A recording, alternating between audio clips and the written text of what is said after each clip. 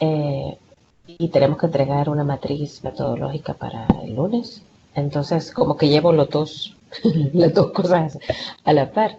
Solo que he tenido unas dudas con el, ¿cómo se llama? Con algunas cositas de, espérame, solo les dijito aquí que aparezcan porque si no, niños, tutoría. Déjame que por aquí había visto la rúbrica, porque de la rúbrica es que hay una parte que no entiendo. De la rúbrica para el trabajo de didáctica. Ajá, sí, de cabal del perfil de investigación. Aquí está. Vaya, porque realmente es como que fuera como ya un avance de todo, porque los objetivos ya los delimité, eh, el objetivo general y los, ¿cómo se llama? Y los específicos. El planteamiento del problema, porque fíjese que se acuerda que le conté que el, que la institución no me daba todavía el aval hasta que tuviera ya como los objetivos y todo esto, y que por eso estaba tentativo. Ujú. Pero con lo que Lick dijo la vez pasada, que lo podía hacer en el grupo, en los grupos que tengo aquí de quinto y sexto, entonces creo yo que podría modificar esa parte, pero no sé si en investigación me la van a valer, entonces dependiendo, porque si ellos me dicen que tengo que ir a una institución, ni modo, voy a tener que tirarlo todos a una institución, ¿verdad? Eso es el único dato que también no tengo y, espérame, aquí en la rúbrica dice calidad de la información. Y dice justificación, objetivos, alcances, ahí esto y los supuestos, eso no hallaba yo eh, claramente qué es lo que vamos a poner Ah, en eso en la en parte los, donde justificación, objetivos, alcances y supuestos. ajá, ahí esa parte no, Va la no me queda. justificación, Bueno, la justificación sí, el sí, porqué, el los objetivos objetivo, igual. los alcances y los supuestos vienen a ser como las hipótesis, pero Y la plantea como así, como hipótesis o no como supuesto. así, como supuestos, porque después dice también hipótesis, Ajá, pero lo que hipótesis, pasa es que como en las metodología. hipótesis se plantea como de manera más formal y los Ujú. supuestos es, por ejemplo, el suyo, digamos, ¿cuál era el tema? En lo de los errores del lenguaje, de de la comprensión del lenguaje matemático y la relación con la resolución de problemas. Ah, va, entonces, por ejemplo, un supuesto en ese tema podría ser que uno escriba en su trabajo, ¿verdad? Los supuestos. Ah, los estudiantes no manejan la parte algebraica porque el programa de estudio lo introduce hasta tercer ciclo, por decirlo así. Es como Ya, ya, más, un ya. poco O más sea, informal que la hipótesis. ok, ok, ya. Y quiero ver qué otro punto era como el que no tenía. Eh, no,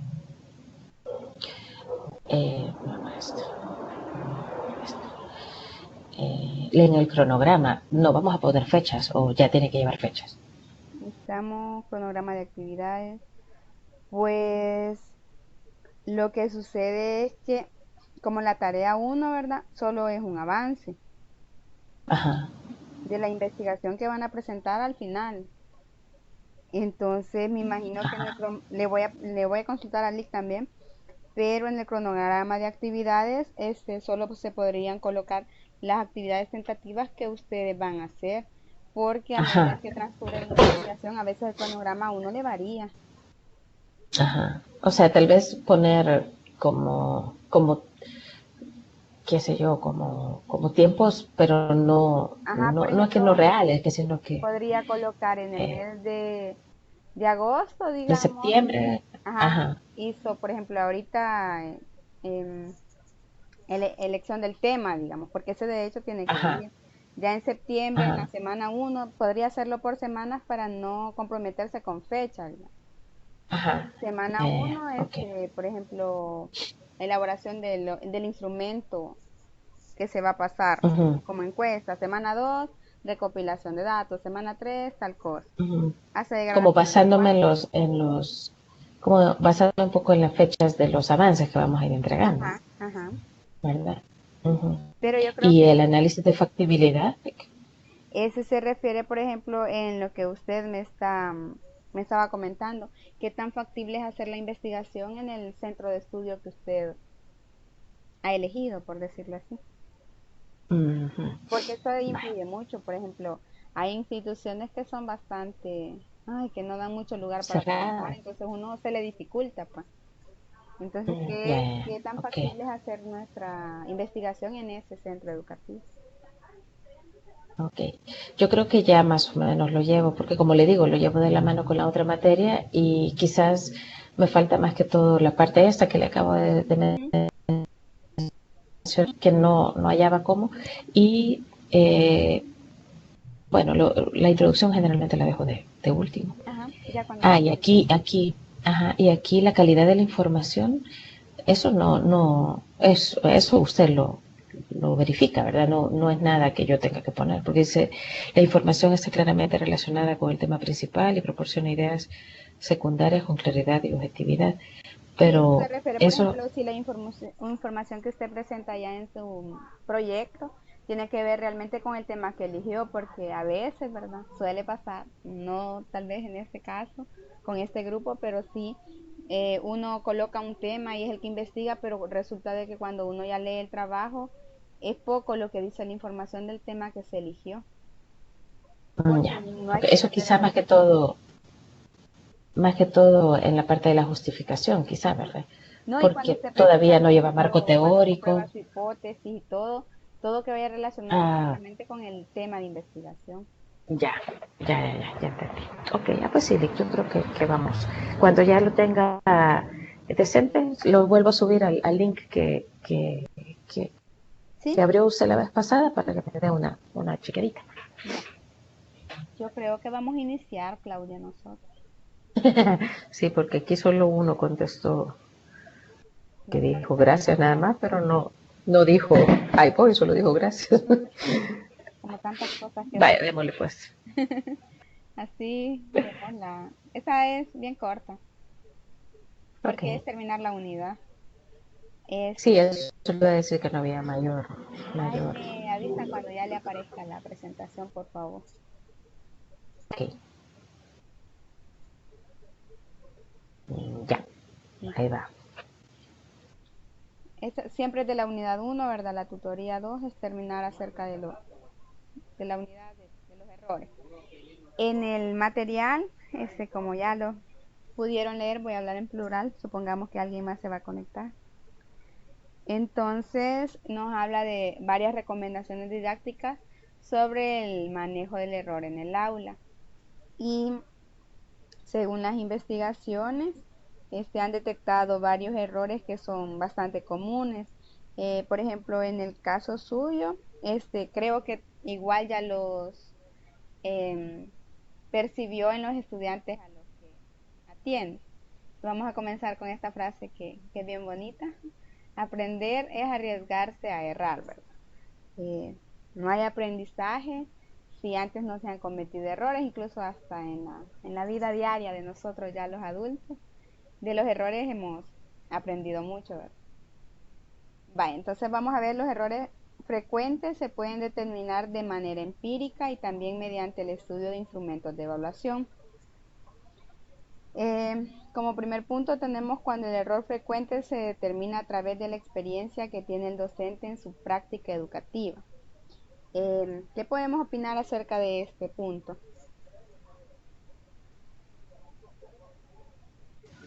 Eh, bueno, yo creo que aquí es fundamental que el docente esté pendiente de lo que está pasando dentro del aula. Primero porque no siempre esos errores son tan visibles. Eh, a veces me ha tocado el caso de muchachos que vienen y que tienen un poco, un grado de dislexia y que si el docente no está como muy pendiente de esto, entonces este problema de aprendizaje no se puede visualizar. Y también hay otro tipo como de errores que son muy difíciles de que el docente lo logre ver, que no es como que, por ejemplo, no se puedan las tablas y entonces eso es un error general o algo que se puede dar fácilmente. Entonces, creo yo que el docente tiene que tener una experiencia bastante buena y sobre todo cuando uno empieza a dar clases, le cuesta identificar este tipo de errores. Entonces, a medida va pasando el tiempo, uno ya va ganando un poco de bagaje en esto y puede identificar y puede decir, bueno, tuve un caso parecido o similar y entonces se puede recurrir a esa memoria selectiva que se le llama para poder enfrentar este error.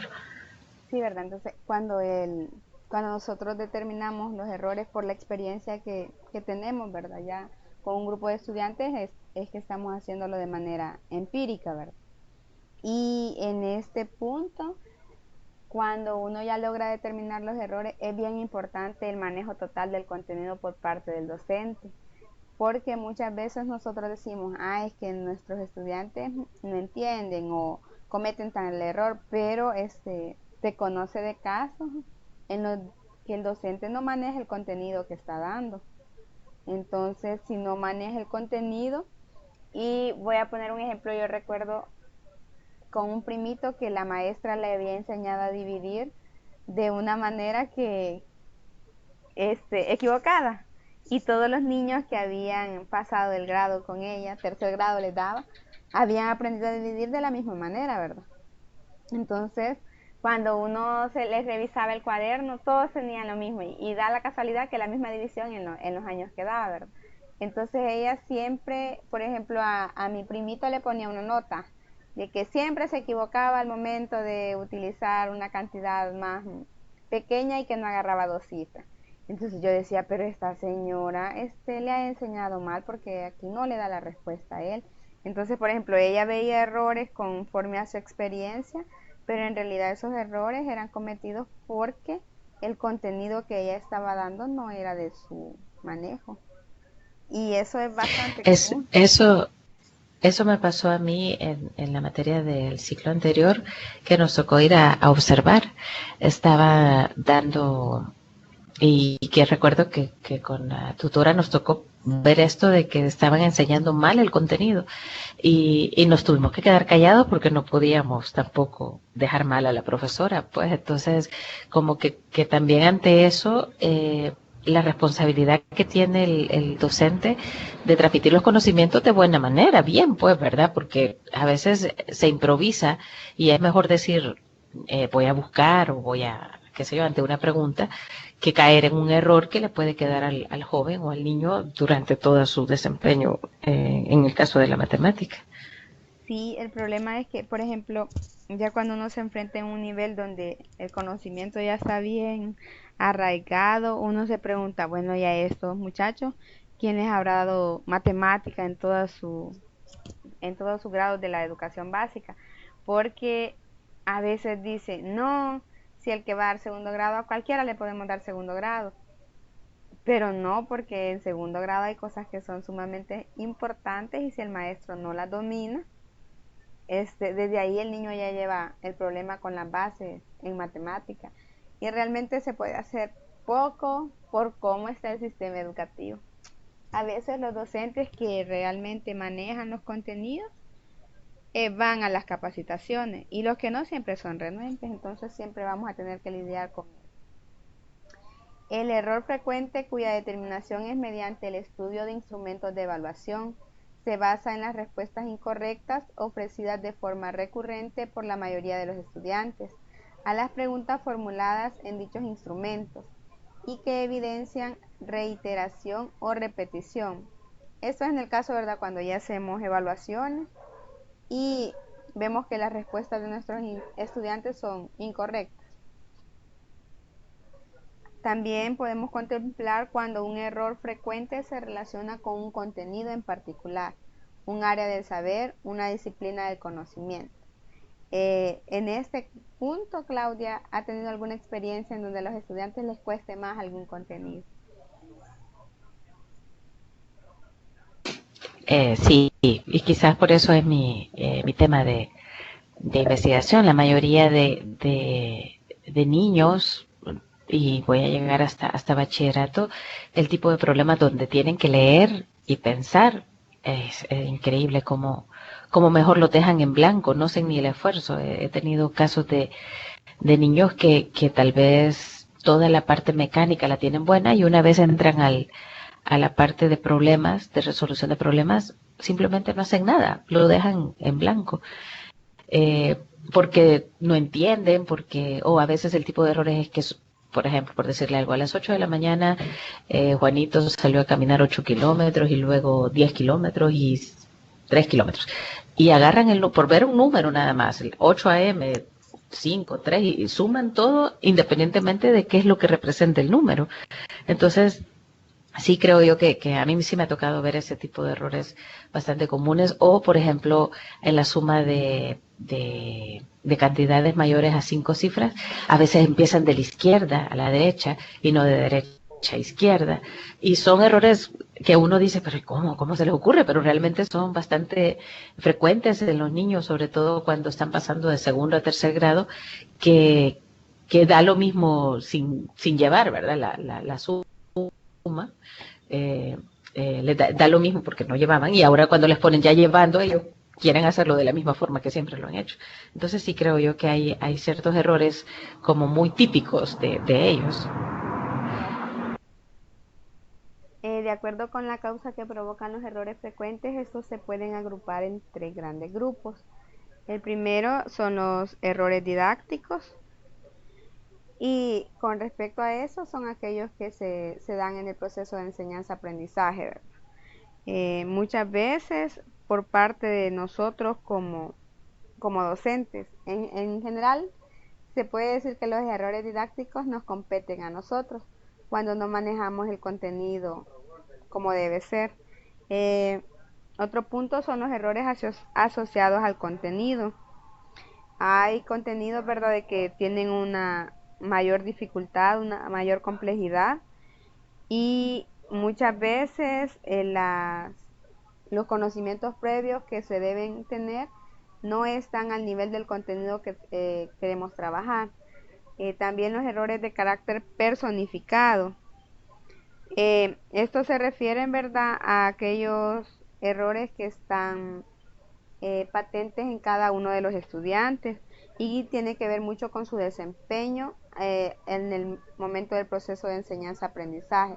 En los errores de carácter personificado, para nosotros como docentes, si tenemos un grupo de 30 estudiantes, es bien difícil muchas veces detectarlos, y cuando se detectan, para darle un tratamiento, si son diferentes, ¿verdad?, en todos los estudiantes que tenemos, es bastante complicado.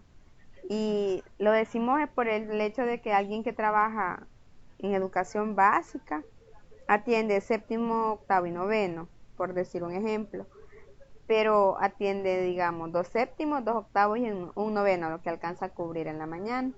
Hay escuelas en las que el número de estudiantes son 30 o 35 en cada sección. Estamos hablando que atienden 150 estudiantes. Si cada estudiante tuviera un error de carácter personificado, sería muy difícil para nosotros poder atender todo ese montón de errores y darles tratamiento.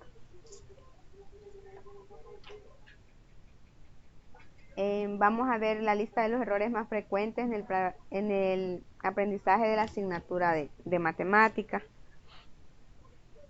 Y en este punto vamos a ir haciendo comentarios con la experiencia que tengamos algunos sobre este tipo de errores.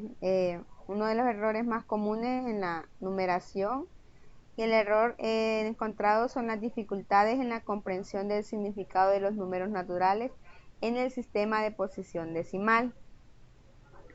Por ejemplo, el número natural de 6 cifras que tiene un 3 en el lugar de las centenas de millar, 1 en el lugar de las decenas y un 0 en los restantes lugares, y nos dan 4 opciones.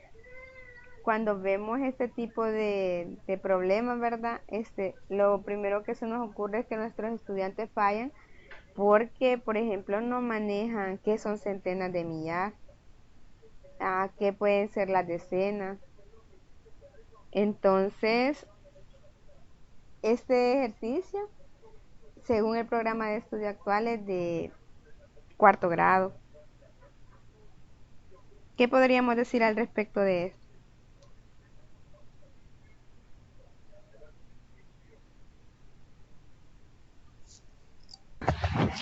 Pues eso creo que llega un momento en que a todos nos ha costado. eh, Fíjese que yo considero que hay formas de ver este tipo de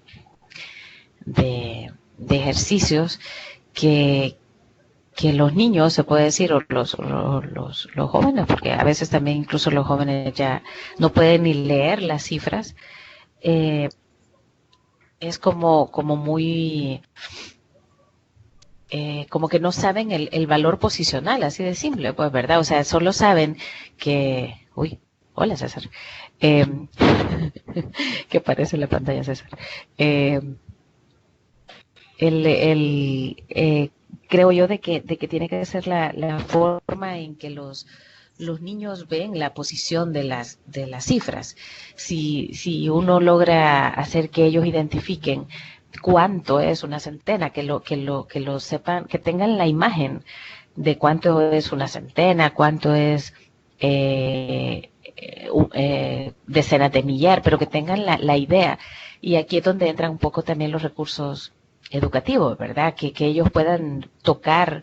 eh, en la materia esta de recursos educativos trabajamos con los cubos de millar, con las centenas, con las decenas, y eso les da a los niños una idea y una imagen de relacionar la posición con algo, y no nada más con un vacío. Entonces, pero sí creo yo que es un error bastante común, y no se diga ya cuando estamos hablando de decimales, ¿verdad? La décima, las centésimas y todo eso también es un tema bastante complicado para ellos. Sí, por ejemplo, en la mayoría de instituciones en cuarto grado muchas veces no hay un especialista de matemática impartiendo la materia, ¿verdad? En la mayoría de escuelas, con suerte, se tienen un especialista. El especialista es a partir de séptimo grado. Y en las escuelas pequeñas no hay especialista de nada, ¿verdad? Entonces, a nosotros, por ejemplo, que hemos estudiado o que están estudiando, se nos dificulta este tipo de ejercicios cuando entramos al contenido. Y yo me recuerdo de que esa típica tablita que se hace con las centenas de millar, los millones, los miles, todavía se utiliza, incluso en el texto está. Pero el punto es este: si yo tengo la tablita y sé colocar adecuadamente las unidades, las decenas, las centenas, las unidades de millar, etcétera, lo puedo resolver. Pero yo me preguntaba, lo di una vez en sexto grado en el nivel de nocturna. Y cabal, ¿verdad? Yo cuando vi la tablita, así rápido recordé, esto se hace así, pero yo me preguntaba, pero si un estudiante no es capaz de construir esta tabla, ¿cómo se lo voy a enseñar? Y créanme que me costó, me costó bastante.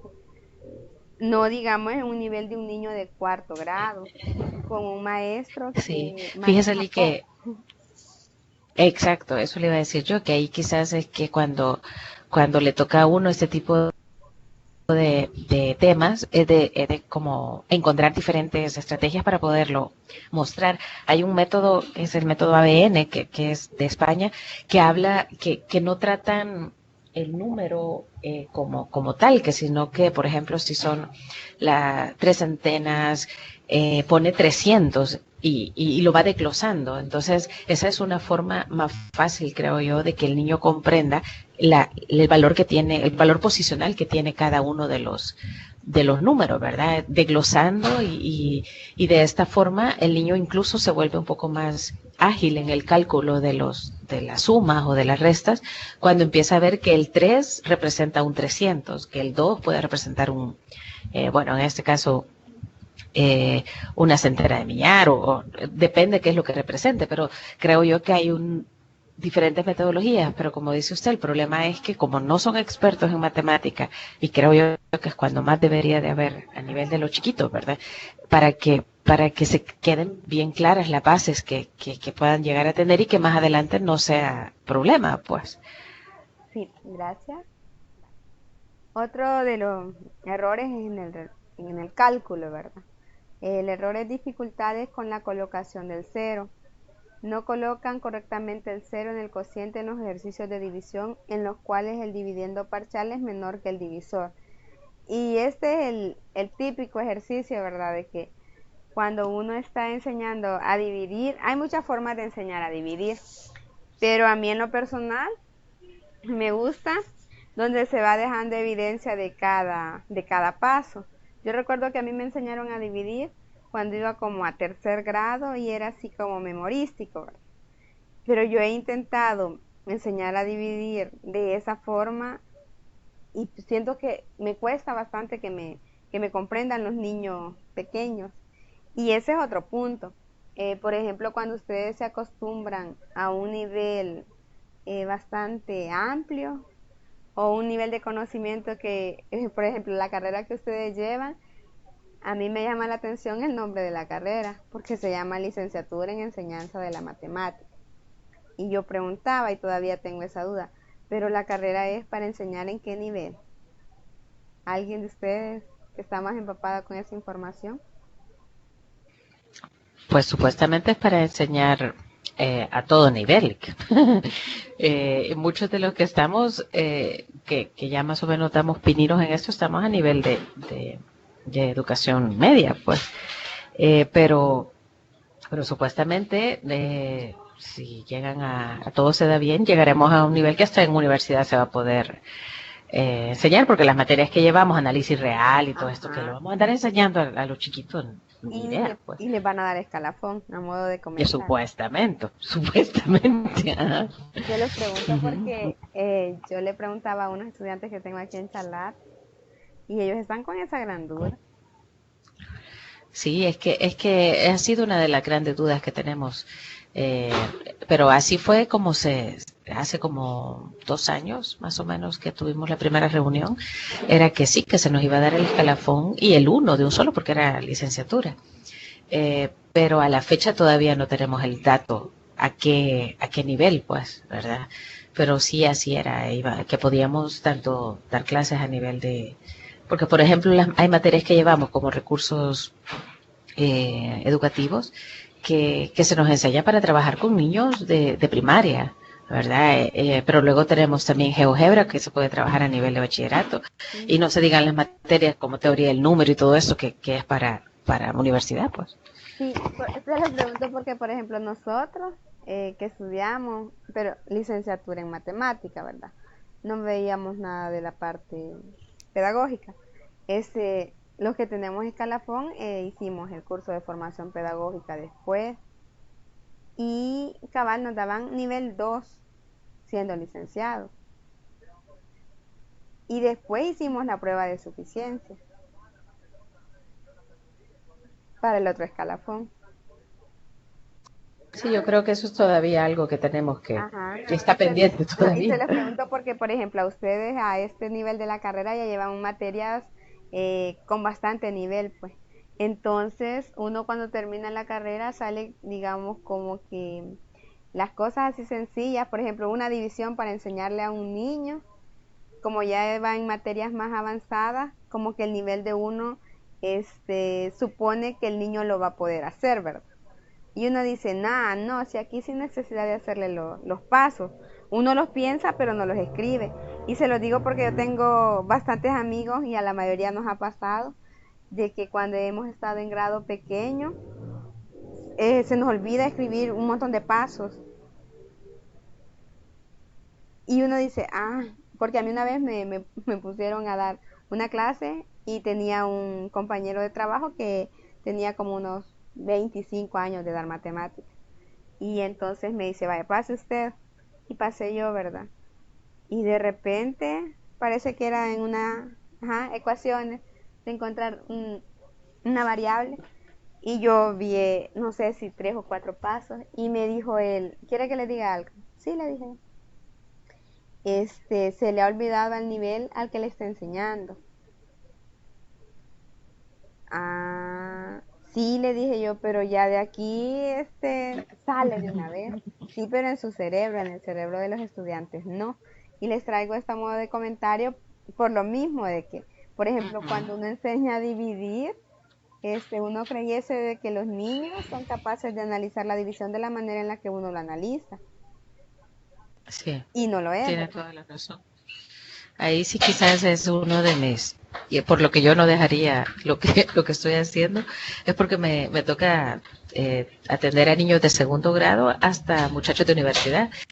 Y aunque no me lo crea, a veces me toca explicarle como que fueran niños de segundo grado cuando salen de bachillerato y en la universidad para hacer el examen de admisión no pueden usar calculadora y ya se les olvidó dividir a pie, ya se les olvidó multiplicar incluso a pie. Entonces es como que aunque para cada nivel hay cierta forma de enseñar, lo básico se aplica para todo, pues, ¿verdad? Si yo le enseño, si yo soy capaz, por eso yo siempre he considerado que explicar matemática o enseñar matemática a niveles pequeños es mucho más difícil que cuando ya llevan un bagaje, ya llevan una base de matemática. Pero explicar a un niño de segundo grado que logre imaginar un número cuando realmente el número 2, el colochito que se ve ahí, no, para ellos no significa nada, es mucho más difícil que explicarle a un muchacho, o por ejemplo cuando se entran con las variables en álgebra, cómo cuesta cambiarles la idea de que la letra tiene un valor, es bastante difícil. Bueno, gracias. ¿Alguien más está conectado, Claudia? No, no lo puedo ver en mi pantalla.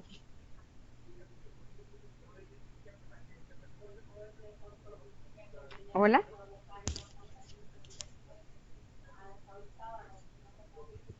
hola,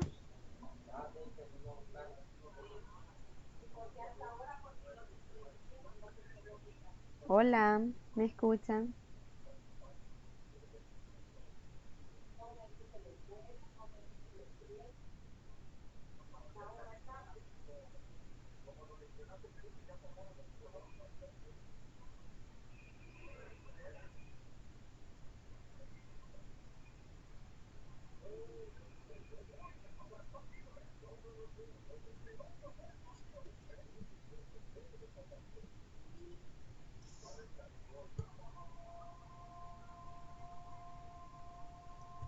Hola,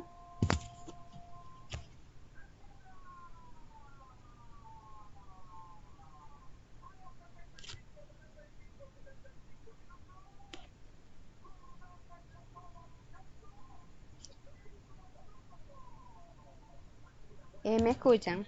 Sí, ¿verdad? ¿Alguien que confirme que me escucha pero con su voz?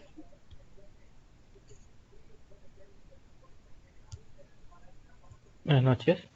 Hola, Sí le escucho, Lick, pero bueno, no se le escuchaba, por eso vale, gracias. no Ahorita contestaba. seguimos.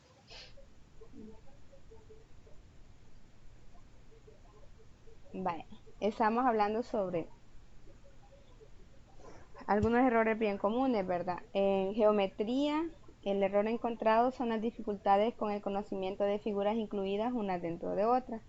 Y nos muestran el ejemplo. En la figura se pueden identificar varios triángulos y rectángulos, ¿verdad? Entonces, quisiera que ustedes me compartieran cuáles creen ustedes que serían algunas respuestas por parte de los estudiantes que no sea la correcta.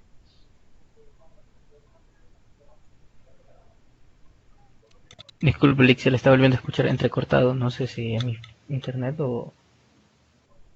Ah, o el Fires en general.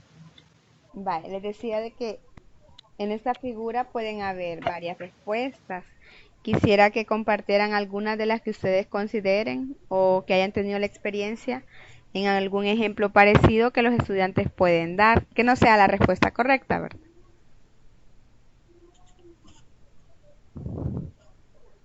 Bueno, creería que el error que casi siempre se da, y eso lo diré por experiencia, pues no soy docente todavía, no he tenido ese papel, pero sí como estudiante, es que no se ha educado desde pequeño al alumno a que vea todo el panorama de la figura, sino que solo observa un cierto sector y el estudiante solo llega a ver una figura. Por ejemplo, él solo puede observar ya sea un triángulo o un rectángulo, o ninguna si él no se le ha enseñado a identificar las figuras. Ajá.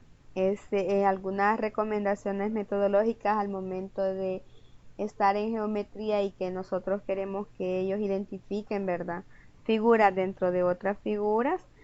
Las habilidades de reconocimiento, ¿verdad?, en objetos del medio a través de modelos, a través de denominación de un concepto, a través de figuras incluidas unas dentro de otras. Por ejemplo, en el salón de clases a veces la forma en la que tienen las ventanas, o la forma en la que tienen, hay en algunas instituciones que tienen varias pizarras que se conforman de varios rectángulos, ¿verdad?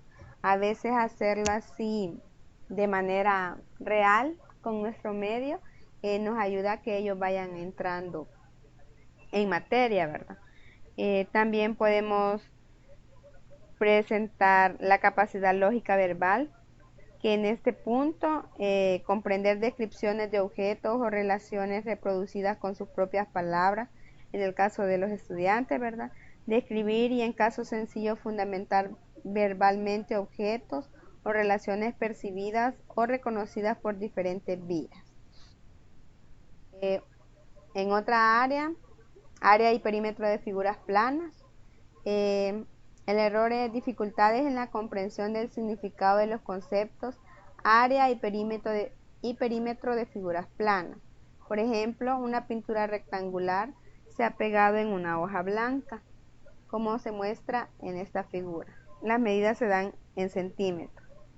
Si nosotros le preguntamos al estudiante cuál es el área de papel blanco que no ha sido cubierta por la pintura, muchas veces ellos no son capaces de identificar ni siquiera los datos, ni siquiera saber que hay dos rectángulos, tampoco que ni leen que las medidas están en centímetros.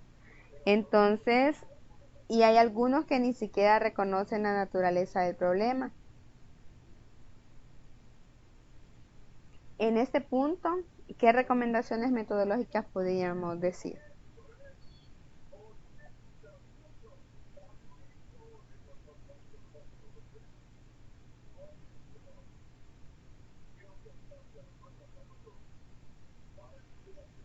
Hola, ¿me escuchan?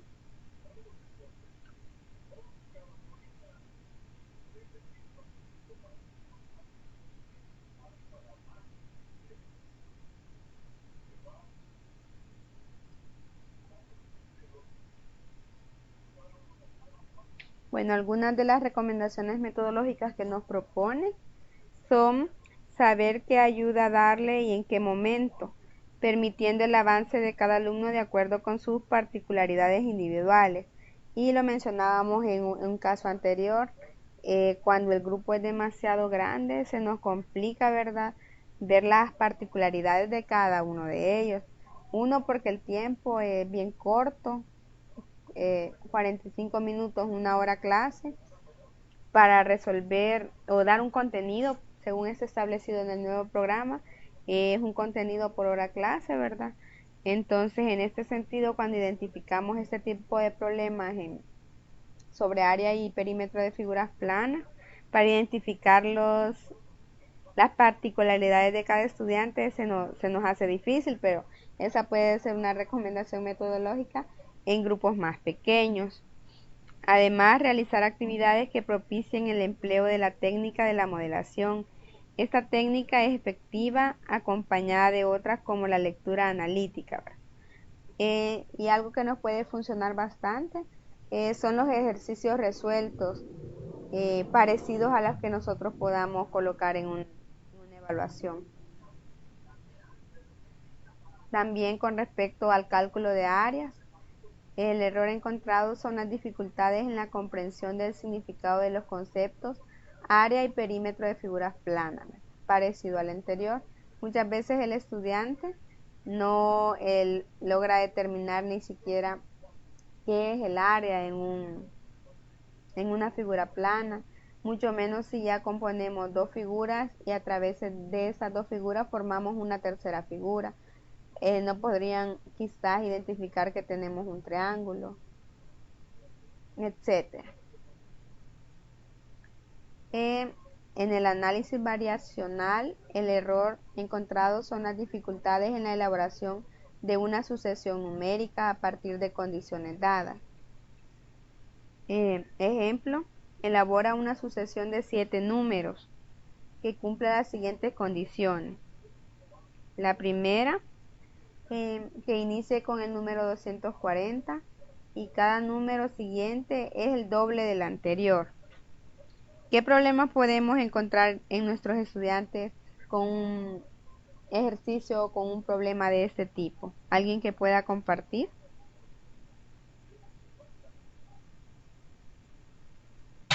Bueno, en primer lugar, perdón, se me había ido el micrófono, por eso ya no pude hablar. En primer lugar, que no sepan lo que es una sucesión, ¿verdad? Que no tengan ese concepto. Y un error común también es cuando se les dice el doble, tienden a sumar 2, no a multiplicar. Entonces no, todavía esa parte del lenguaje matemático a veces no lo tienen cuando se les dice el doble de, no saben qué es lo que implica ese doble. La mayoría, al menos en la experiencia que yo he tenido, es de sumar 2. O si se dice es 3 veces tal número, lo que hacen es sumar 3, no multiplicar. ¿Hay algunas recomendaciones metodológicas en este punto?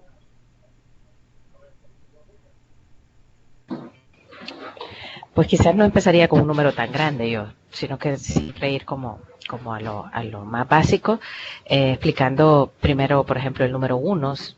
Yo normalmente los pongo con la edad. Por ejemplo, yo les digo, si usted tiene 13 años y su mamá tiene, o su hermana tiene el doble de lo que usted, ¿cuántos tiene? Entonces, para ellos es más fácil relacionar cosas prácticas que un número nada más. Entonces, creo que si se ponen primero problemas más aplicados, luego pueden llevarlo a la práctica con números tan grandes. Pues tal vez lo primero sería bajar ese número 240 para que no se les dificulte tanto el cálculo. Ajá, muchas gracias. Otra podría ser incorporar en las clases de ejercitación de todos los contenidos que se trabajan en los diferentes grados ejercicios de este tipo, porque lo que sucede es que, por ejemplo, el contenido de sucesiones se ve en X grado, pero ya no se vuelve a repasar, ¿verdad? Y el estudiante va perdiendo un poco el sentido de para qué nos sirve una sucesión numérica o cómo se construye. Mientras que si el contenido se retoma, eso ayuda bastante porque es como una retroalimentación. Luego tenemos en las magnitudes, el error encontrado: no se dominan las unidades de masa ni las relaciones que se establecen entre ellas. Y los típicos ejemplos de aplicación: Sara y Antonio son mellizos. Cuando nacieron, Sara pesaba 600 gramos más que Antonio. Sus pesos ya se han igualado gracias a que Antonio come muchísimo. Sabiendo que al nacer Antonio pesaba 2.25 kilos, ¿cuánto pesaba Sara al nacer?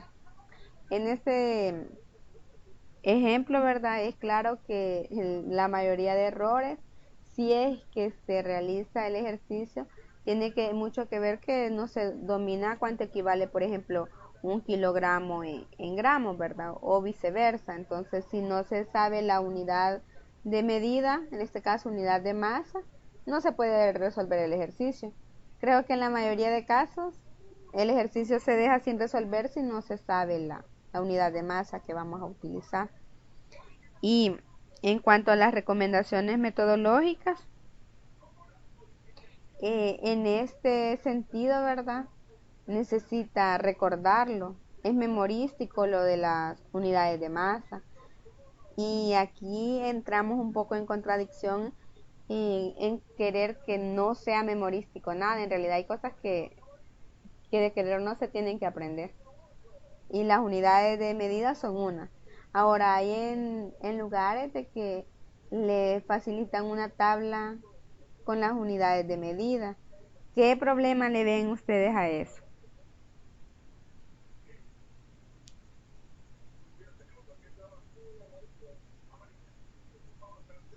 Hola.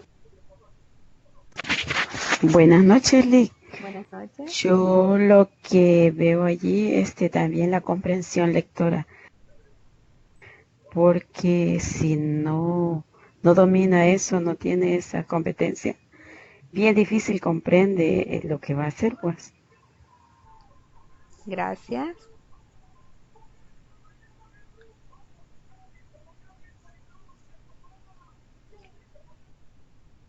Luego tenemos en las variables. El error encontrado: no logran traducir el lenguaje común al lenguaje algebraico. Y ese es el típico problema que tenemos, ¿verdad? La mayoría de que impartimos clases, que el estudiante no, lo que mencionaba Claudia, uno les coloca un ejercicio y ellos ya pasarlo al lenguaje matemático, como que se bloquean. Y aunque uno les haya dado ejemplos, a mí me pasa en bachillerato. Hace poco estábamos viendo valor máximo y entonces el libro traía un ejemplo sobre un tiro parabólico con una pelota de fútbol y era un tema que ellos habían visto en ciencia, entonces era un problema de aplicación y cuando íbamos al tema, no, pero eso no, porque eso no podemos, muy difícil. Entonces yo les digo, primero tenemos que representar la variable. ¿Quién va a ser la variable en este caso? Desde que uno les dice eso, ellos ya sienten como que su mente está bloqueada. En este punto, los que ya tienen experiencia, ¿alguna recomendación que ustedes utilizan en la metodología cuando imparten, ya sea clases de repaso o clases? ¿Qué hacen con sus estudiantes?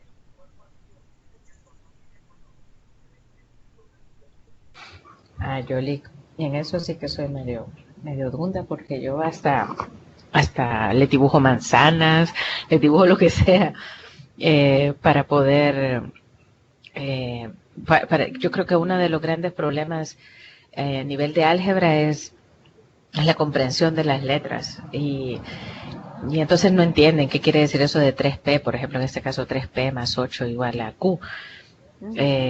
Entonces, bueno, en mi caso, pues si trato de explicarles esta relación, se los pongo con cosas. Si, por ejemplo, 3 manzanas más 8 es igual a algo, entonces normalmente trato, por ejemplo, de que sea una docena al principio, que ellos entiendan el concepto de la docena, que es más fácil, y entonces tratar de igualar a eso y se pone como una especie de balanza para ver que el igual sea precisamente el equilibrio de un lado con el otro a la hora de una ecuación. Entonces, creo yo de que es una forma de hacerlo más amigable también a ellos y no nada más tan abstracto, pues, ¿verdad?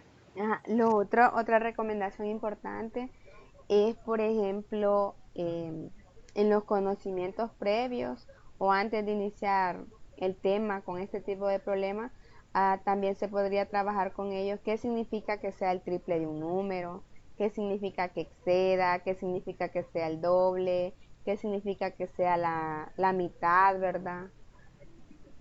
Porque todos esos conceptos por separado se tienen que trabajar antes de entrar a un problema de este tipo.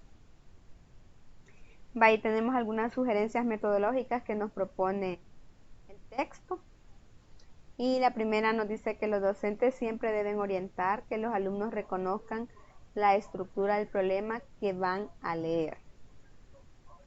También debe crear un sistema de preguntas a través de las cuales los alumnos descubran y se expliquen la funcionalidad de cada parte. Incentivar en los alumnos la comprensión del propósito o finalidad a partir del conocimiento previo que poseen sobre la estructura del problema que van a leer. En este sentido, caemos a lo mismo, ¿verdad? A la comprensión por parte del estudiante, pero muchas veces esta competencia no se logra desarrollar y en la mayoría de los estudiantes se ve tan deficiente la comprensión lectora en una materia, digamos, teórica, y ahora cuando lo aplicamos a la parte de matemática, la mayoría de ellos no son capaces de interpretar qué nos está diciendo el problema. Aparte de eso, el conocimiento previo que posean. A veces ellos no tienen conocimiento previo de la situación que se va a realizar, ¿verdad? Pero esto nos dicen que es una sugerencia metodológica para nosotros. Quizás de este punto lo que debemos que rescatar es que tenemos que incentivarlos de alguna manera. Luego se deben desarrollar en el alumno estrategias de inferencias a partir de la relación entre el contenido del problema, la pregunta y su estructura matemática. Desarrollar situaciones de aprendizaje donde los alumnos, en primer lugar, expresen de forma oral o escrita sus experiencias acerca de la solución de otros problemas similares al presentado, descubran la vía de solución, eliminen alguna parte o elemento del problema. Ellos deben valorar en qué sentido el texto perdió su sentido y significado. Por ejemplo, quitarle la pregunta, algún dato, añadir otros datos. Incentivar el análisis de problemas sin datos numéricos. Y volvemos a caer en lo mismo, en la parte algebraica, que es la que más se nos complica a la mayoría en el sentido de cuando estamos enseñando y cómo lo estamos enseñando. Orientar al alumno hacia la formulación de problemas. Bueno, todo lo anterior es para completar la unidad 1. Y como siempre tenemos preguntas generadoras para el foro. Son estas 3 preguntas que tenemos. Y la primera es: ¿qué hacer cuando el error de comprensión del significado de los números naturales en el sistema de posición decimal permanece en el nivel de educación secundaria, es decir, en bachillerato, ¿verdad? ¿Cómo corregirlo?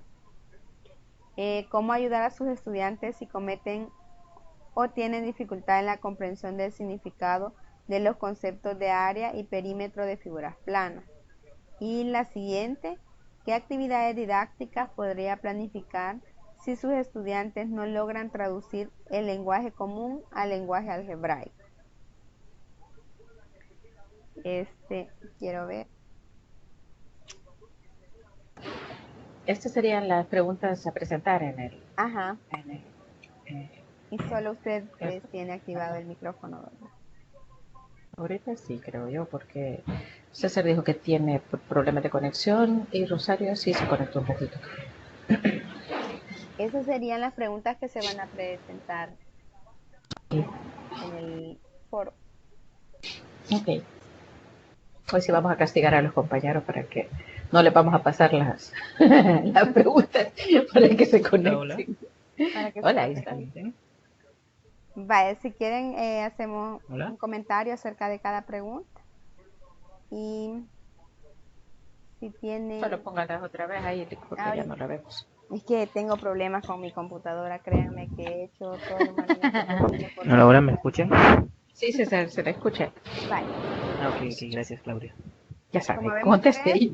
una cada uno.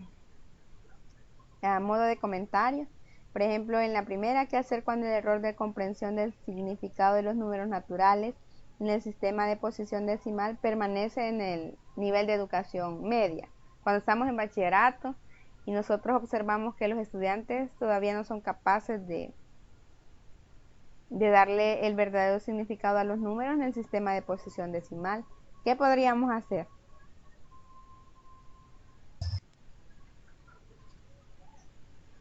Yo pienso, licenciada, que ni modo, habría que repasar y volver a colocárselos así como en casillas, ¿verdad? Y con ejemplos. De modo Imagínense de que, repaso. por ejemplo, ahora con el nuevo programa no hay como espacio ni siquiera para...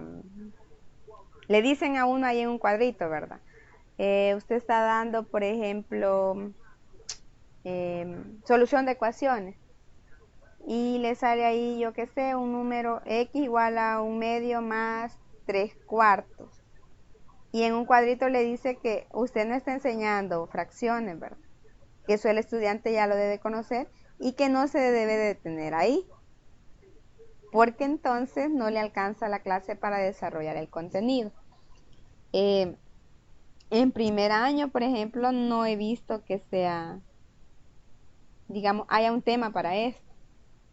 Pero si, por ejemplo, aparece en un contenido donde yo tenga que utilizar el significado de los números naturales en el sistema de posición decimal y no tengo espacio para retroalimentarlo como contenido y hacerlo bien despacio, ¿qué otra cosa se me podría ocurrir?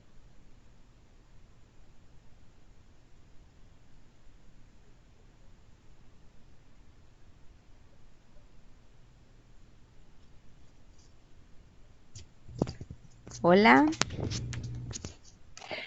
Pues yo creo mm, que cuando son así temas que no son propios del nivel, eh, creo yo que sería hacer un poquito esto del aula invertida que le llaman, de como dejarles el tema para que ellos lo averigüen en casa, puesto que es un tema de primaria o un tema que lo pueden fácilmente encontrar en internet o en libros, y que en base a eso hagan una pequeña exposición o algo así, pero que no, como dice usted, que no se puede afectar el tiempo dentro del aula, pues se deje algo fuera donde ellos puedan investigar y por lo tanto aprovechar más el tiempo estando fuera, ¿verdad?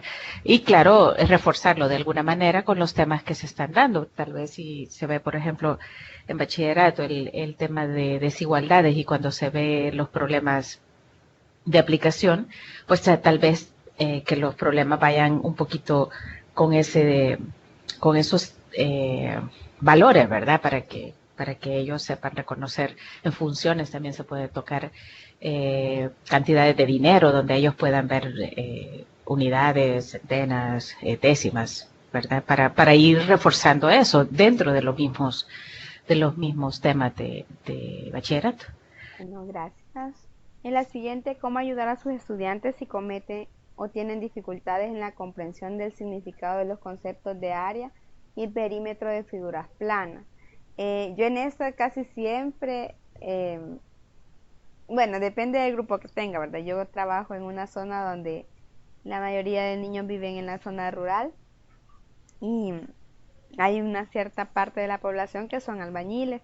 Entonces yo en este sentido siempre trato de aplicarlo como a lo práctico. Yo les digo, imagínense que cuando eh, el señor que les va a hacer la casa va a hacer el piso, y el piso es de forma rectangular y él quiere saber con cuánto de cerámica va a ser el piso. Entonces, ¿cuál de los dos conceptos voy a aplicar, área o perímetro? Siempre trato de hacerlo de esa manera y en ese grupo que tengo ahorita en particular me funciona bastante.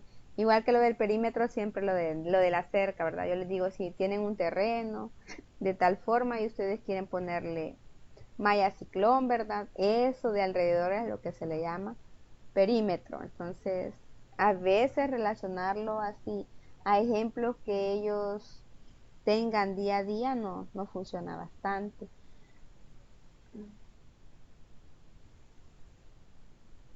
Luego tenemos ¿qué actividades didácticas podría planificar si sus estudiantes no logran traducir del lenguaje común al lenguaje algebraico?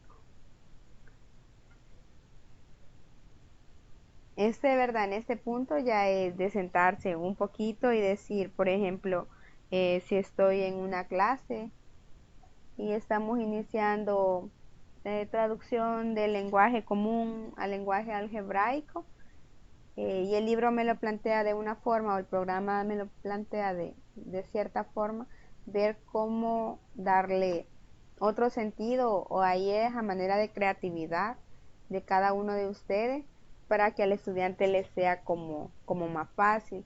Yo recuerdo que en séptimo grado cuando se iniciaba, eh, y como casi en todos los libros, la famosa X, ¿verdad?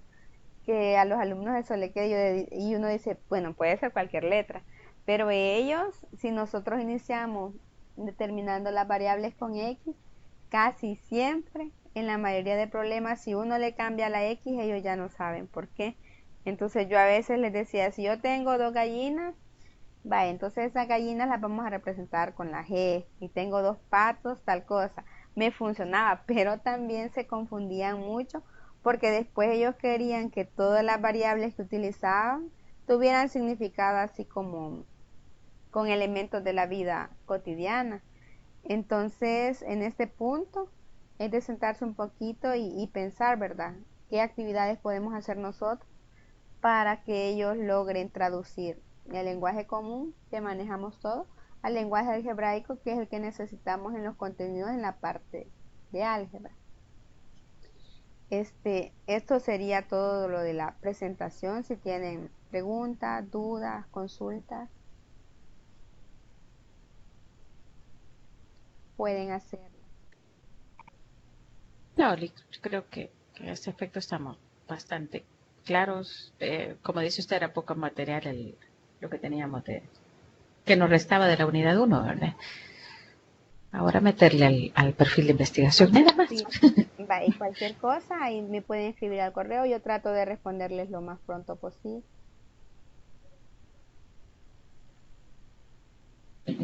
Ok, Lick, muchas gracias. Entonces nos quedaríamos hasta aquí. Buenas noches a todos y gracias por Buenas noches. Buenas noches.